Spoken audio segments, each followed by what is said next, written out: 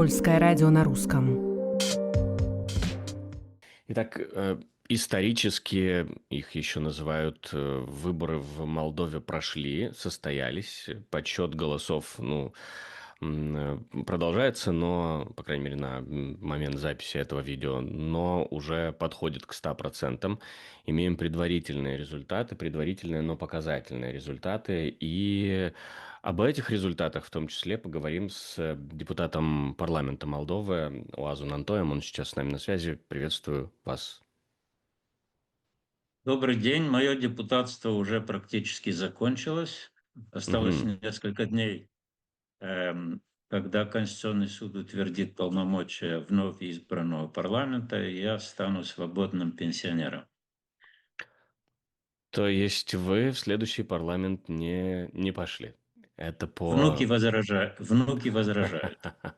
Я понял. Как вообще оцениваете выборы? Знаете, чувствуется ваше хорошее настроение сегодня. Спасибо. Выборы я оцениваю следующим образом. Граждане Республики Молдова имели возможность увидеть и понять, что происходит в Украине и какова суть путинского режима. После беспрецедентной атаки со стороны Российской Федерации, развязанной против этих выборов в Республике Молдова, граждане Молдовы имели возможность понять, какие цели преследует Россия и что может последовать, если проевропейские демократические силы не выиграют эти выборы. И в этой ситуации граждане Республики Молдова консолидировались и обеспечили партии действий «Солидарность» большинство в парламенте, 55 мандатов, если ничего не изменится. Это говорит о том, что о зрелости молдавского общества и о том, что, скажем так, хочется верить, Кремлю придется смириться с тем, что его имперские амбиции уже не будут распространяться на Молдову. Это вовсе не значит, что, как говорил Фукуяма, наступил конец истории для Молдовы. Наоборот, это значит, что мы должны очень ответственно и интенсивно работать, чтобы удержаться на траектории европейской интеграции. И это значит, что нам придется еще много работать над консолидацией молдавского общества, потому что эти выборы, с одной стороны, дали позитивный результат, но с другой стороны, они еще раз подчеркнули слабости нашего общества и нашего государства. Почему, например, гагаузская автономия дала только 3% голосов за партию действий «Солидарность». Да? В ситуации, когда гагаузы, этнические гагаузы из Украины, из Одесской области воюют против Российской Федерации в армии Украины, да? А в Республике Молдова они ждут, в кавычках, русских освободителей. Не все, конечно, но такие превалируют. У нас есть проблема интеграции этнических меньшинств в комплексе, да? Потому что, например, в селах с преимущественно украинским населением процент участия был низким, и был высок процент, который отдали за так называемый патриотический блок, который был очевидной креатурой Кремля. И последнее, это у нас есть проблема Приднестровья. С одной стороны, мы можем говорить о том, что там большинство жителей левого берега обладают молдавским гражданством, но это вовсе не значит, что проблема Приднестровья может быть решена в одночасье подписанием какого-то документа перед объективами телекамер. Нет, наше общество, к сожалению, забыло про этот конфликт, за исключением контрабандистов и коррумпированных чиновников из предыдущих властей, да. И когда мы говорим о позитивном результате этих выборов, я задаюсь вопросом. 34 года назад мы провозгласили свою независимость. Почему только пару лет назад мы всерьез занялись энергетической независимостью и энергетической безопасностью? Ответ очень простой. Потому что на протяжении 30 лет коррумпированные чиновники из Кишинева вместе с теми с левого берега и с теми из Кремля делили, так сказать, незаконную прибыль из серых энергетических схем. То есть у нас есть большие задолженности по части консолидации молдавского государства и молдавского общества. Поэтому результат позитивный, результат очевидный, его не смогут отрицать ни в Кремле, ни их марионетки в Кишиневе.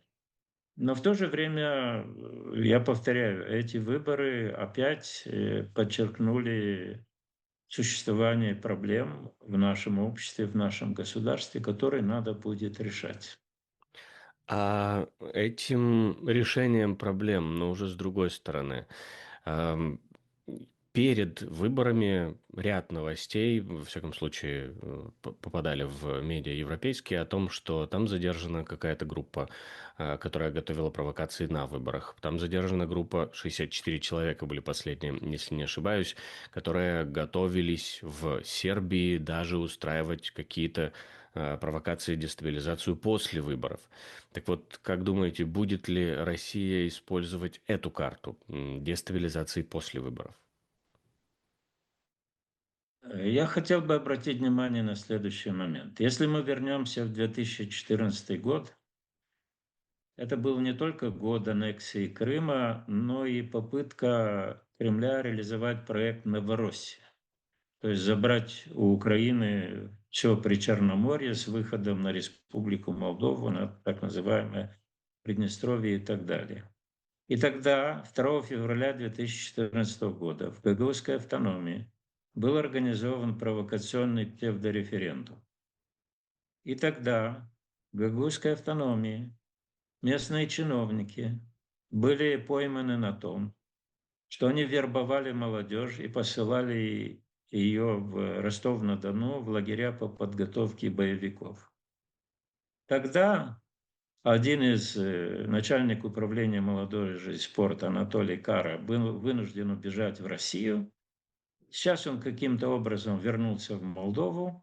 Все это замяли, никто не был наказан. А безнаказанность, как мы понимаем, порождает преступность. И в данном случае молдавское государство, силовые структуры в частности, наконец начали функционировать. Это и борьба с незаконным финансированием. Некоторые наши сограждане получили конкретные сроки заключения за это участие в подрывной деятельности против государства.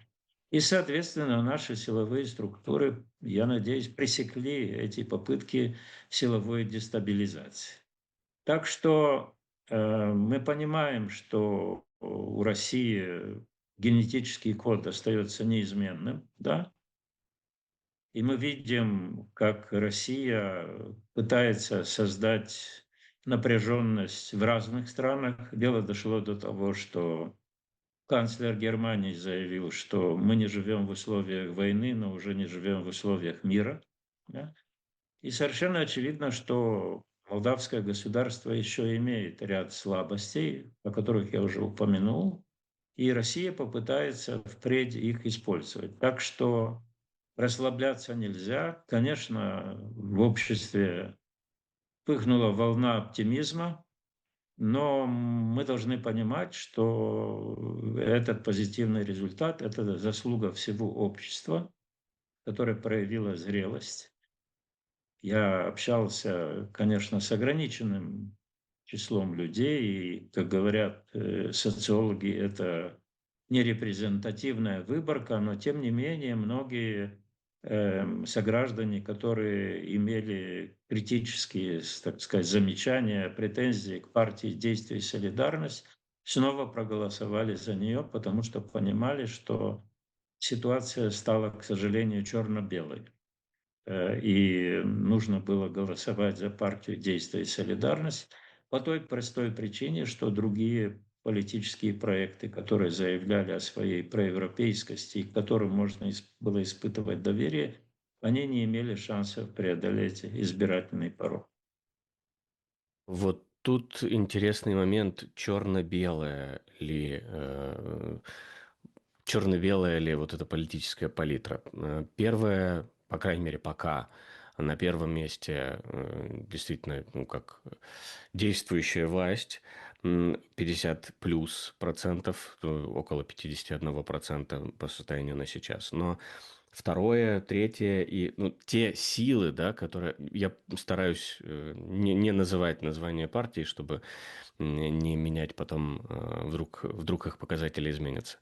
Те силы, которые называют пророссийскими, они такое впечатление, что более раздроблены, но вместе они набрали практически 50%. То есть одна партия набрала 24, если не ошибаюсь, Блок один набрал 8, около 9% и так далее. Если их все собрать, то будет большое пророссийское лобби. И да, и нет. Я считаю лично, что кремлевские кураторы какое-то время давали возможность резвиться разным политическим проектам, а потом объединили их в две колонны, о которых вы упомянули. Кто-то остальных двух политических партий, которые попали в парламент, мне трудно быть столь категоричным и обзывать их, квалифицировать их как путинскую агентуру. Потому что я, как гражданин Молдовы, имею полное право помнить бурную биографию, например, Рената Усатова, да, более чем бурная, да. Но остается открытым вопрос, как он будет позиционировать себя и в какой мере президент страны, правящая партия попытаются инициировать диалог с теми политическими партиями, которые не являются открыто прокремлевскими. Потому что, например, политическая партия «Демократия дома», да, для меня лично это какой-то киндер-сюрприз, потому что они в социологических опросах как-то не фигурировали, и вдруг на тебе они в парламенте. То есть надо будет инициировать диалоги с ними, понять, что они реально хотят. Они просто хотят отомстить правящей партии за что-то или чувствуют ответственность за будущее страны и как-то готовы к какому-то партнерству. Я хочу обратить внимание на один момент, который еще не прозвучал. Если взять партию «Действие и солидарность» и приплюсовать мандаты нашей партии во главе с Ренатом Усатым и партии «Демократия дома», то получается ровно 67 мандатов, что означает возможность изменять Конституцию. А у нас в Республике Молдова наша многострадальная Конституция была была принята 29 июля 1994 года. И в ней много, скажем так, юридических несуразностей. Да? И в принципе, если идти последовательно по пути консолидации правового государства, согласно первому Копенгагенскому критерию, да, то там есть моменты, которые следует изменить.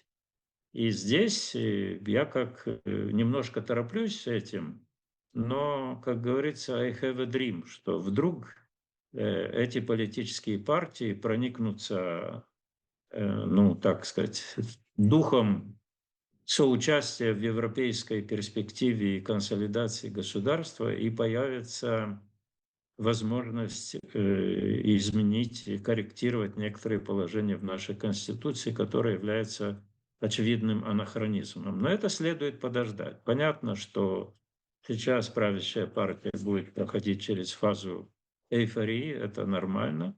Но что будет дальше, посмотрим. Спасибо. Надеюсь, дальше будет только лучше, и Молдова останется на пути к Европе, к Европейскому Союзу, и все это будет спокойным, мирным путем. Спасибо вам за разговор. Польское радио на русском.